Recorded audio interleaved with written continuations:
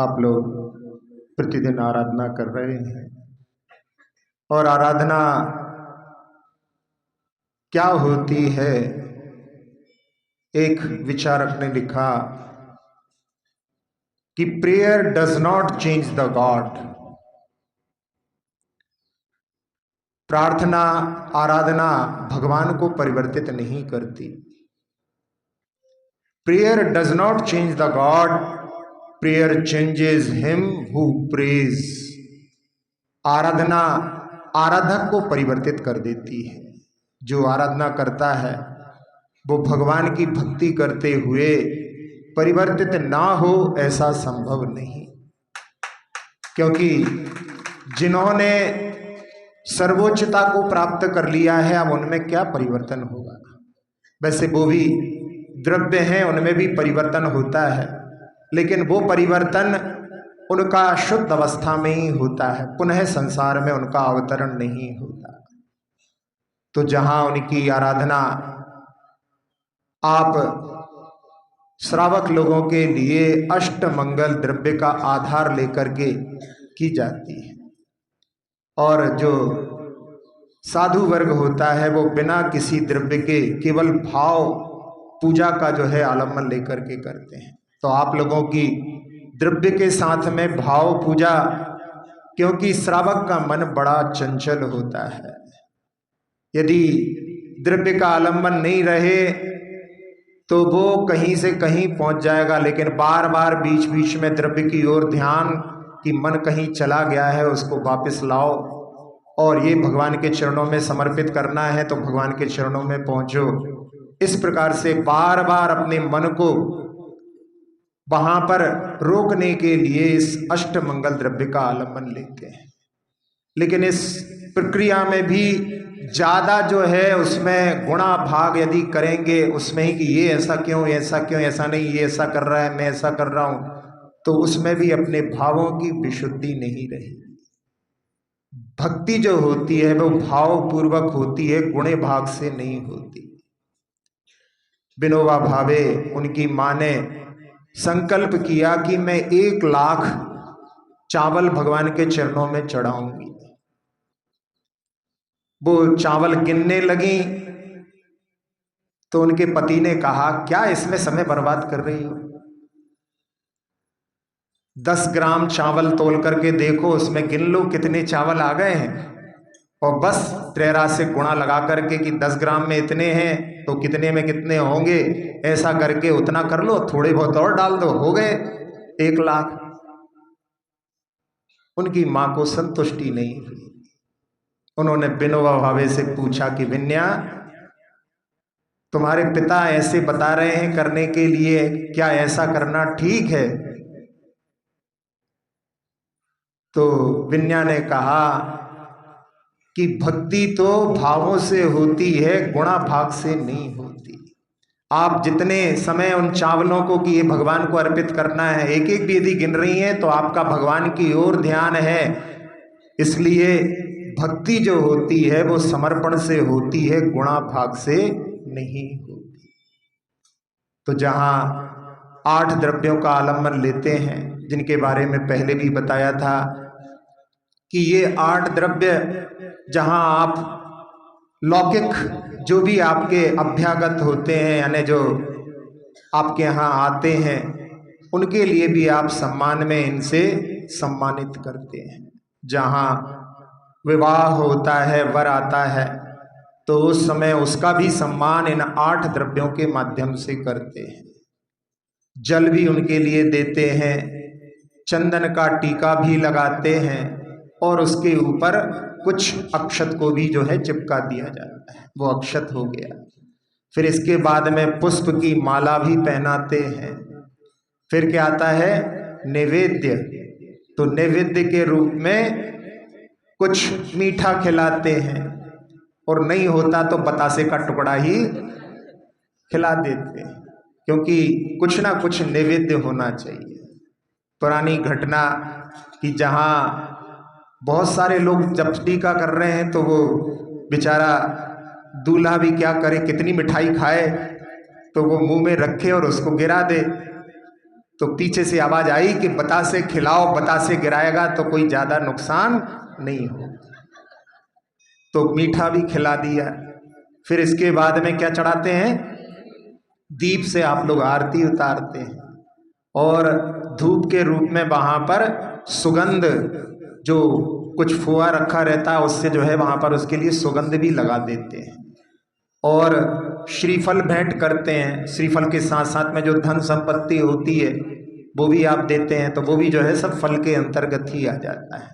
तो इस प्रकार से ये 8 द्रव्य, इनके माध्यम से सतत परंपरा चली आ रही है, जहां पर लौकिक जगत में भी इनका आप प्रयोग करते हैं।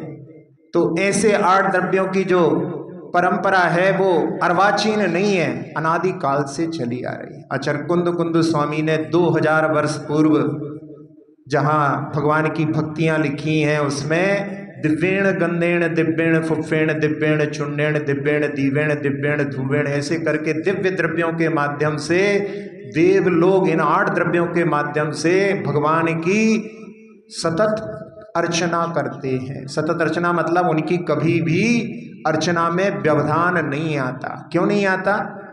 क्योंकि उनको सूतक पातक नहीं लगता।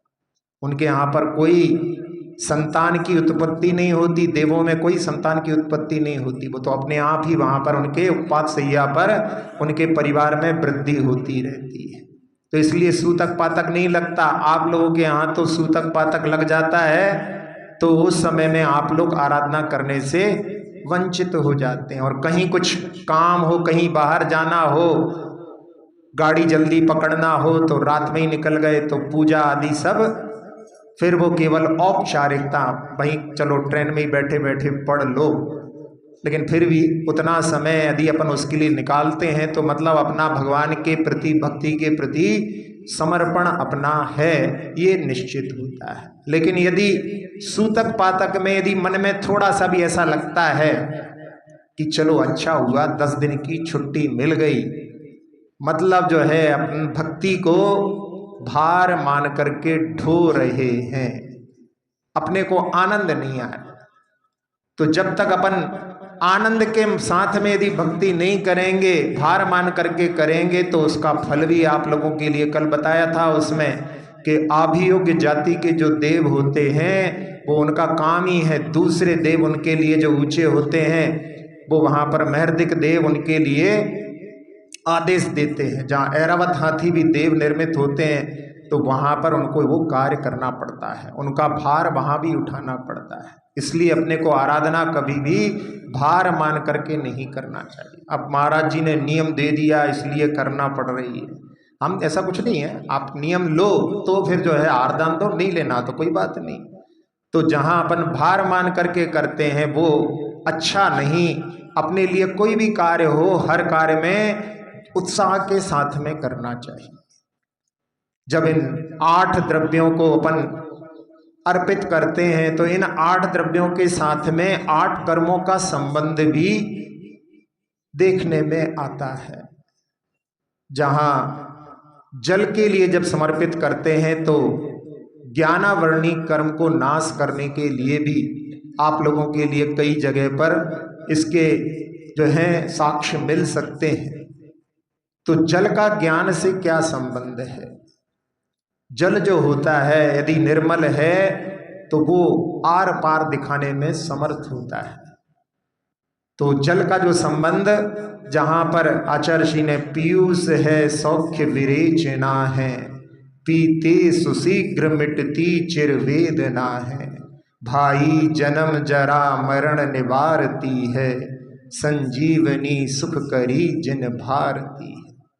तो जिनवाणी जो है अमृत के समान है, और अमृत जो है, अमृत का पान आप लोग बोलते भी हो, अमृत से गगरी भरो, तो वो अमृत यानी जल, वो जो है वहां पर जल जो होता है वो ज्ञानावर्णी कर्म नाश करने के लिए, ज्ञान के आवरण को नष्ट करने के लिए जहां चढ़ाया जाता है तो उसका ज्ञान से जो है ज्ञानावर्णी कर्म के नाश से संबंध होता है।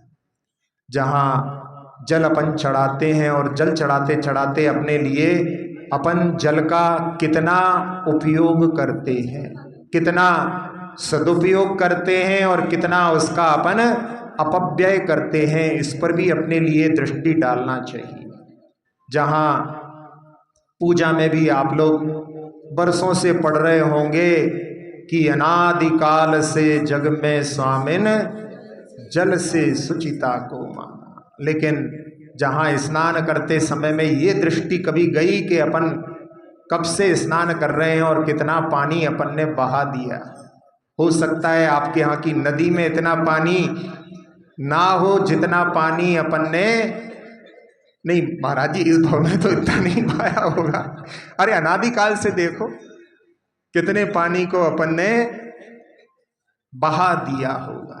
तो इसलिए पानी का भी प्रयोग, जहाँ पानी की जो कहते हैं कि अगला यदि विश्व युद्ध होगा तो वो केवल पानी के लिए होगा। पानी के स्रोत जो है धीरे धीरे सूखते जा रहे हैं, नीचे जो है गहराइयों में लोग उतरते जा रहे हैं, इसलिए पानी का भी अपने लिए समुचित प्रयोग करना चाहिए। चंदन के बारे में जब देखते हैं तो चंदन जो है वो संताप को दूर करने वाला होता है, और संसार में जितने भी प्राणी हैं वो जहाँ राग द्वेष के कारण में संतप्त होते हैं, दुखी होते हैं। और राग द्वेष कब होता है? जब अपन पर पदार्थ की ओर दृष्टि डालते हैं, तो उसमें पर पदार्थ को जब देखेंगे तब राग द्वेष होंगे, और पर पदार्थ के प्रति भी सामान्य यदि अपना केवल प्रतिभास हो, जिसको दर्शन कहते हैं, तब फिर आपके लिए राग द्वेष की परिणति नहीं होगी। तो ज्ञान के माध्यम से जहां अपन राग द्वेष की परिणति में उतर जाते हैं, इसलिए उसको केवल सामान्य यानी दर्शन के समान यदि अपन देखें तो फिर उसमें अपन उस राग द्वेष से बच सकते हैं। जब विद्याधर महावीर जी ने उनको बोला है कि जाओ खेत पर काम करने के लिए, और बाद में जब पूछा कि कितने लोग आए थे काम करने, तो उन्होंने बोला 8 लोग थे। उन्होंने कहा कितने पुरुष कितनी स्त्रियां? तो उन्होंने कहा हमने इतना नहीं देखा, हमने तो सामान्य से देख लिया इतने लोग हैं। अरे कहले सबको अलग अलग जो है पेमेंट दिया जाता है, पुरुषों को ज़्यादा लगता है, महिलाओं को कम पेमेंट दिया जाता है। तो उस समय में विद्याधर ने कहा कि काम तो दोनों बराबर 8 घंटे करते हैं, इसलिए बराबर पेमेंट होना चाहिए। ये दृष्टि उनकी उस समय, और साथ साथ में जहाँ पर दर्शन की बात कि सामान्य से देख लिया, ये भी जो है भेद वहाँ पर नहीं कि पुरुष कौन है कौन स्त्री है।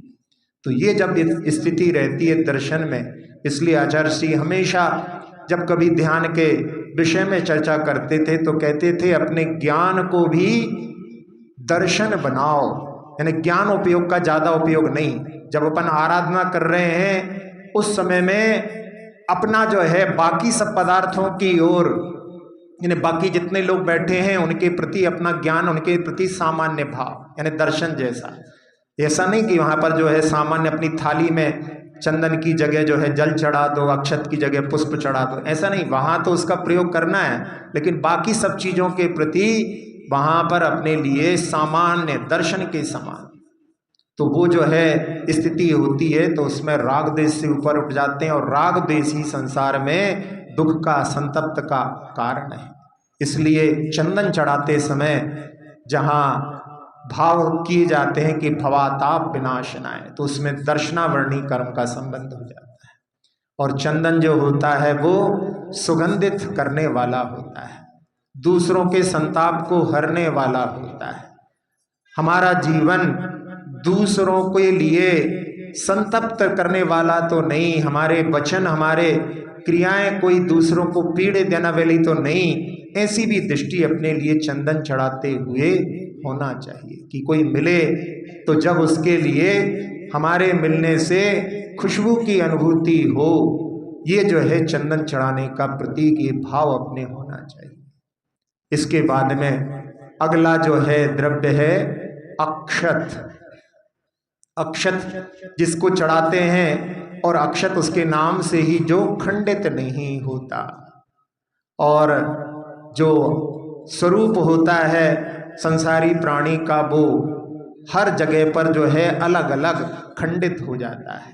दुकान पर आप जब रहो तो आपकी जो है वहाँ पर एक अलग जो है कार्यशैली होती है। घर में रहो तो एक अलग कार्यशैली होती है, मंदिर में रहो तो अलग कार्यशैली, मित्रों के साथ में व्यवहार में अलग, जहाँ पुत्र वर्ग हो उनके साथ में अलग, पत्नी के साथ में अलग। तो व्यवहार में जो है हर जगह वहाँ पर साम्यता नहीं रहती, वो हर जगह जो है अलग अलग यानी खंडित होता रहता है।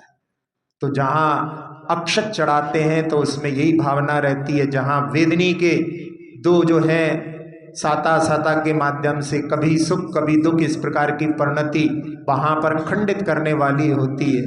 तो उस जिसमें कि एक जहाँ असाता वेदनी कर्म का उदय अंतर मुहूर्त से ज़्यादा नहीं होता, उसके बाद में नियमतः साता वेदनी का उदय आएगा, और साता का भी जो है अंतर मुहूर्त से ज़्यादा नहीं चलेगा, फिर असाता आएगी।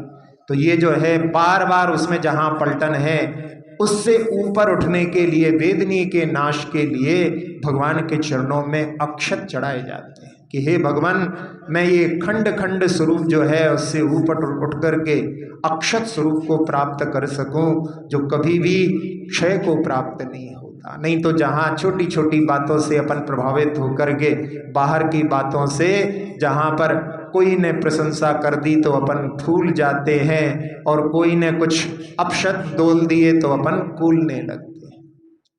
चर्चिल का वो उदाहरण आप लोगों के स्मरण में होगा कि जहाँ उनके लिए एक ड्राइवर ने जब उनको स्पीच देने के लिए पार्लियामेंट जाना था, मना कर दिया। पूछा क्यों? तो कहा कि आज चर्चिल की स्पीच आने वाली है।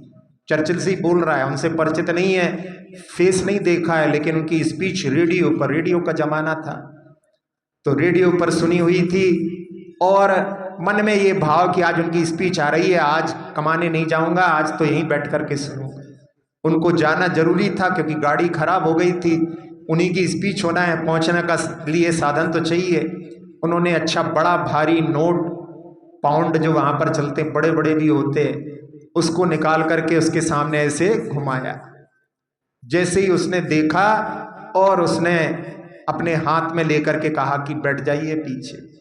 गाड़ी चालू हो गई और रास्ते में फिर उन्होंने पूछा क्यों भाई, पहले तो तुम बोल रहे थे कि स्पीच सुनना है, अब क्या हुआ?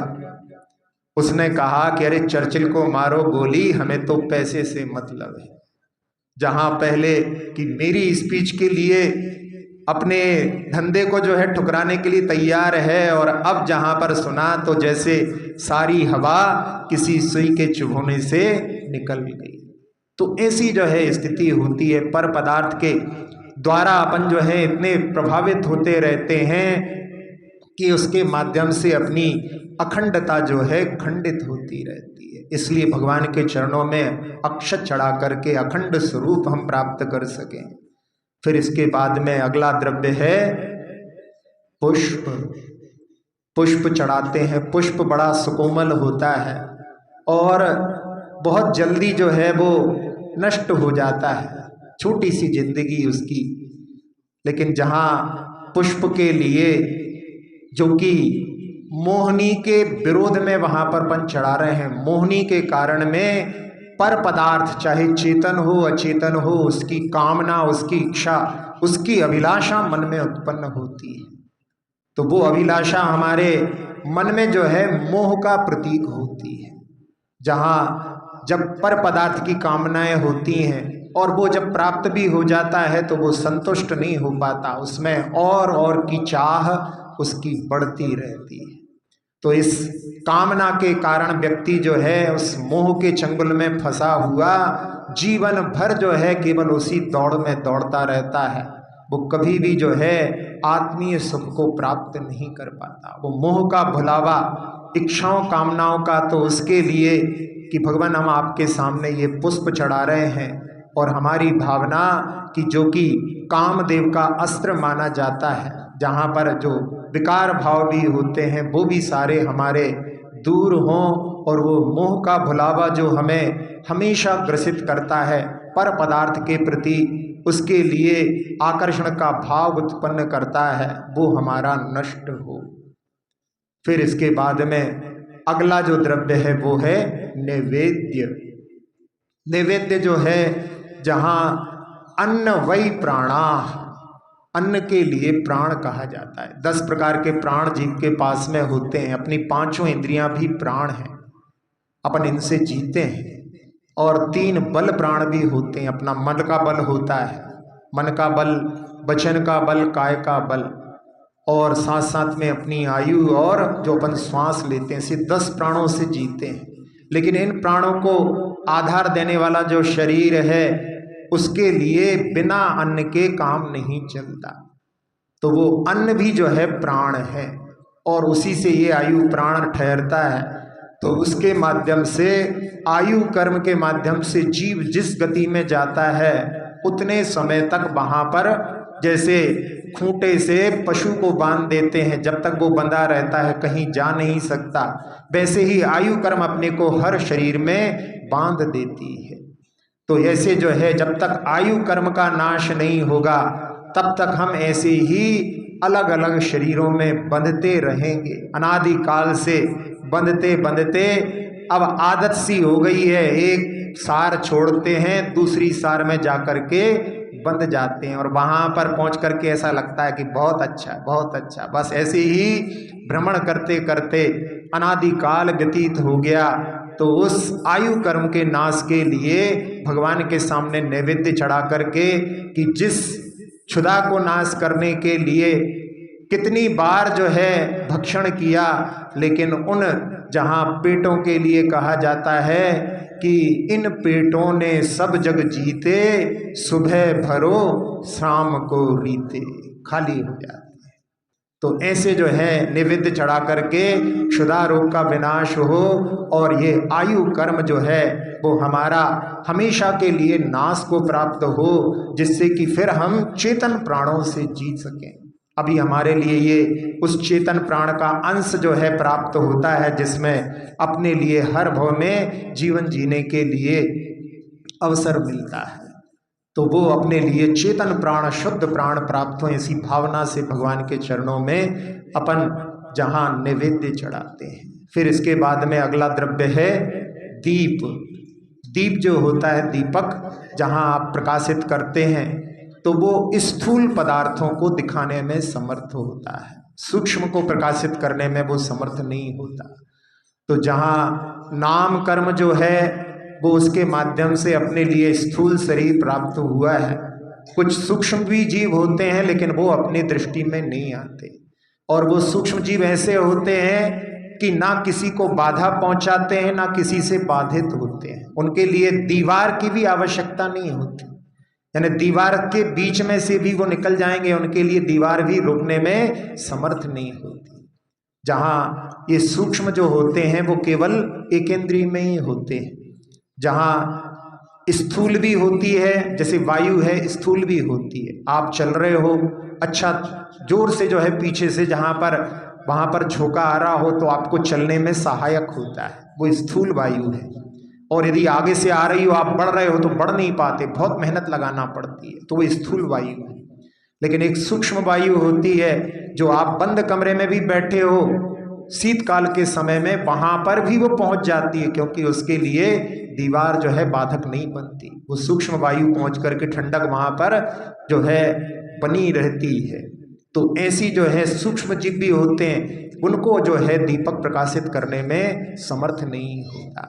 तो जहाँ नाम कर्म के माध्यम से अपने को स्थूल शरीर मिला है, और जो भगवान ने नाम कर्म का जब नाश किया, तो सिद्धत्व में उनका सूक्ष्मत्व गुण प्रकट होता है। तो ये दीपक के माध्यम से अपने यहाँ पर नाम कर्म के नाश के लिए, कि जो ये पूरा शरीर आदि सब निर्माण होता है, वो जीव स्वयं अपने भावों के माध्यम से जो है निर्माण करता है। तो कब तक ये बार बार जो है निर्माण की प्रक्रिया चलती रहेगी, बार बार नष्ट होता है, यही काम कब तक चलता रहेगा, इस भावना से कि हे भगवान, ऐसा जो है हमारा ज्ञान शरीर प्राप्त हो, जिसके माध्यम से हमें ये बार बार ये की प्रक्रिया, कि वही जो है पुनरपि मरणम पुनरपि जननम पुनरपि जननी जठरे शयनम, कि बार बार ये जन्म मरण और बार बार जननी के जठर में जाकर के फिर वहां पर शयन करना, ये कब तक चलेगा। ये भावना जो है वहां पर नाम कर्म के नाश के लिए दीपक जब अपन चढ़ाते हैं, तब उस समय में ये भावना होती है। फिर इसके बाद में अगला द्रव्य है धूप। धूप जब चढ़ाते हैं तो धूप जो होता है उसका कार्य क्या होता है कि वो सुगंधित देता है, सुगंधी करता है। और सुगंधी जो होती है वो भेदभाव नहीं करती कि मैं केवल बड़े बड़े घरों में जाऊं, वो छोटे घरों को नहीं छोड़ती, यानी जहाँ पर भेदभाव नहीं करती। और जो गोत्र कर्म है वो ऊंच और नीच ऐसे प्रकार से दो प्रकार के भेद करने वाला होता है। तो वो गोत्र कर्म जहाँ पर जो कुल जिनमें की साधु बनने की परंपरा होती है वो उच्च कुल कहलाते हैं, और जहाँ पर ये परंपरा नहीं होती वो नीच कुल कहलाते हैं। तो उनमें जहाँ संसार में परिभ्रमण करते हुए जीव इनमें अपने परिणामों के माध्यम से जहाँ पर जो अच्छे परिणाम होते हैं, दूसरों की प्रशंसा अपनी निंदा, जहाँ पर की निंदा अपनी प्रशंसा के भाव होते हैं, वो नीच कुल के लिए ले जाने वाले होते हैं। इसलिए भगवान के चरणों में जब धूप चढ़ाते हैं तो हे भगवान हमारा गोत्र कर्म नष्ट हो, जहाँ पर कोई छोटा नहीं कोई बड़ा नहीं, जहाँ अनंतानंद सिद्ध परमेष्ठी विद्यमान है, अपन जहाँ पर बैठे हैं ये भी सिद्ध क्षेत्र है, क्योंकि ऐसा कोई स्थान नहीं ढाई दीप में जहाँ से कोई सिद्ध नहीं हुआ हो। क्यों? क्योंकि वहाँ पर जो सिद्धों की अनंत काल में जहाँ एक एक जगह से देखें अपन सिद्ध हुए हैं, समुद्र का तल भी जो है पूरा वो भी जो है सिद्धों के द्वारा जो है स्पर्शित है, क्योंकि जहाँ कुछ मुनिराजों को जो है देवलोक ले जा करके समुद्र के ऊपर छोड़ दिया और वहीं से वो सिद्ध हो गए। लेकिन ऐसा ही नहीं, स्वयं रिद्धिधारी मुनिराज के मन में आ गया, उन्होंने अपनी रिद्धि के माध्यम से वहां पर गए और वहीं पर आखिरी ध्यान के माध्यम से और वहीं से सिद्ध हो गए। ऐसे पूरे ढाई द्वीप का एक एक प्रदेश सिद्ध क्षेत्र है। तो वहां पर जो अनंतानंद सिद्ध परमेष्ठी विद्यमान हैं, उनमें कई जो हैं जिनकी आत्मा 525 धनुष वाले बाहुबली स्वामी भी वहां पर, लेकिन आत्मा जो है बड़ी बड़ी हो चाहे छोटी हो, मतलब आत्मा के आकार की अपेक्षा से बड़ी छोटी हो सकती है, लेकिन सभी आत्माएं समान गुणों से युक्त हैं। तो ना कोई छोटा है ना कोई बड़ा है। तो इस प्रकार से वहां पर उन्होंने उस जो गोत्र कर्म के नाश से वहां पर जो प्राप्त किया है वो अवगाहनत्व तो वहां पर उनके लिए प्राप्त हुआ है। और इसके बाद में आखिरी क्या है? फल। फल जो होता है वो शक्ति प्रदायक होता है। और संसार में जहाँ पर जो शक्ति को रोकने वाला है वो अपना अंतराय कर्म है, जहाँ पर दान में भी जो है शक्ति है लेकिन बीच में आकर के रोक देता है। लाभ प्राप्त करना चाहते नहीं पाते, भोग की जो सामग्री का उपभोग नहीं कर पाते, उपभोग की सामग्री का भी इस प्रकार से। और अपनी जो शक्ति है, मन में भाव होते हैं कि चलो इस बार शिखर जी चलते हैं, लेकिन फिर बाद में आता है कि अरे पीठ में दर्द हो रहा है। तो ये से जो है शक्ति माने भाव उठते हैं, लेकिन फिर थोड़ी देर में बैठ जाते हैं। वो अपनी जो शक्ति है, वीर शक्ति, उसको जो है रोकने वाले कर्मों को और किसी ने नहीं, अपन ने स्वयं उनको बांधा है। तो जहाँ दूसरों की शक्ति को अपन जब संकुचित कर देते हैं, रोक देते हैं, कोई घर में जो व्रत उपवास करना चाहते हैं अपन मोह के कारण के, नहीं मत करो उपवास, अब बहुत हो गया, बंद करो, ऐसा जो है छोटे छोटे बच्चों को जो है नहीं बिल्कुल नहीं करोगे उपवास, उनको धीरे धीरे बढ़ाओ, उनको बताओ उनमें, पहले बेटा एक बार जो है दोनों टाइम भोजन कर लो, फिर एक टाइम भोजन कर लो और एक टाइम जो है कुछ फल खा लिया, फिर एक टाइम जो है भोजन कर लो, शाम को पानी पी लिया। ऐसे धीरे धीरे उसको बढ़ाओगे तो उसकी शक्ति जागृत होगी और आपके लिए भी वो जो शक्ति में बाधा नहीं होगी। लेकिन अपन ने ऑर्डर कर दिया कि नहीं कोई उपवास नहीं करना है, तो ऐसा यदि अपन ने किसी की शक्ति को रोका, और हर क्षेत्र में होता है, दान के क्षेत्र में रोक दिया, जहाँ भोग की सामग्री में भी अपन ने किसी के लिए विघ्न कर दिया, तो हर क्षेत्र में जहाँ अपन दूसरों के लिए करेंगे वो कर्म जो है अपने साथ में अपने लिए दूर देगा। तो वो जो अनंत शक्ति अपनी जहाँ पर अपने लिए प्राप्त नहीं हो पा रही है, उसमें और कोई कारण नहीं, अपन ने स्वयं उसके लिए बाधाएं उत्पन्न की हैं।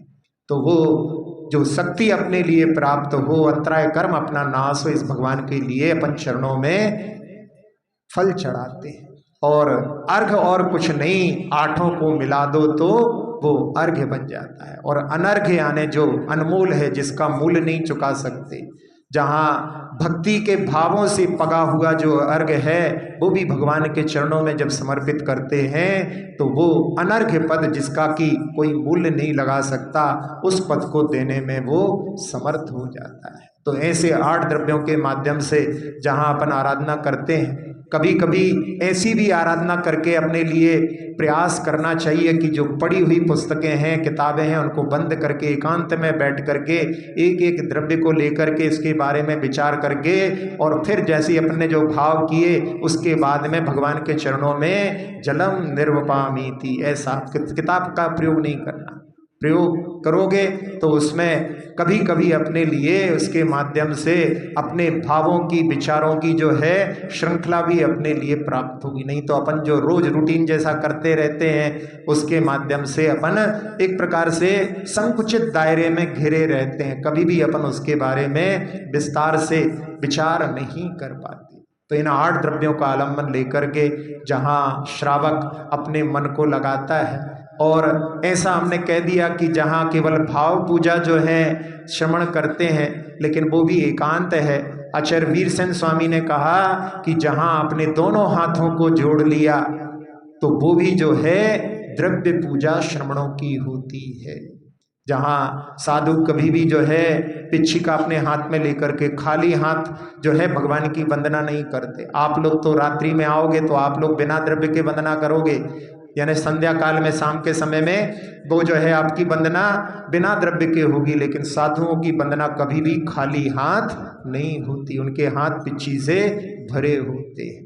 तो जहाँ आचार्य श्री जब समंत भद्र स्वामी की स्तुति स्वयं स्तोत्र का पाठ करते थे तो 1-1 घंटे तक उनकी भक्ति देख करके लगता था, हम लोग उनके सामने भक्ति करने के लिए कभी कभी बैठते थे जब ब्रह्मचारी अवस्था में भी, तो देखते थे वो तो जो है इतनी उम्र को हो गए हैं लेकिन फिर भी इतने देर तक जो है 1 घंटे 1.25 घंटे तक उनके हाथ नीचे नहीं होते थे। हम लोग बैठे बैठे भी कई बार बीच बीच में जो है हाथ नीचे कर लेते थे और उनके चेहरे पर जो प्रसन्नता के भाव रहते थे उस समय में ऐसा लगता था कि साक्षात समंत भद्र स्वामी ही भगवान की आराधना कर रहे हैं।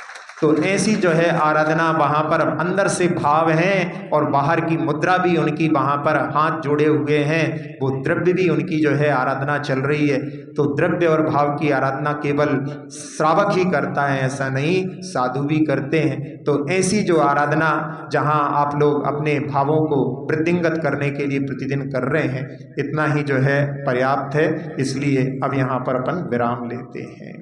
अक्षर पद मात्रा से दूषित वचन अगर ममहीन रहे और प्रमाद कषाय के वश में सम्यक अर्थ विलीन किए, जिन वाणी माता मेरी उन सब त्रुटियों को क्षमा करें, दे आशीष शीघ्र हम सबको केवल रक्ति रमा मिले, प्राप्त हमें हो बोधि समाधि परिणामों की शुद्धि हो, निज आत्म उपलब्ध हमें हो शाश्वत सुख की सिद्धि हो।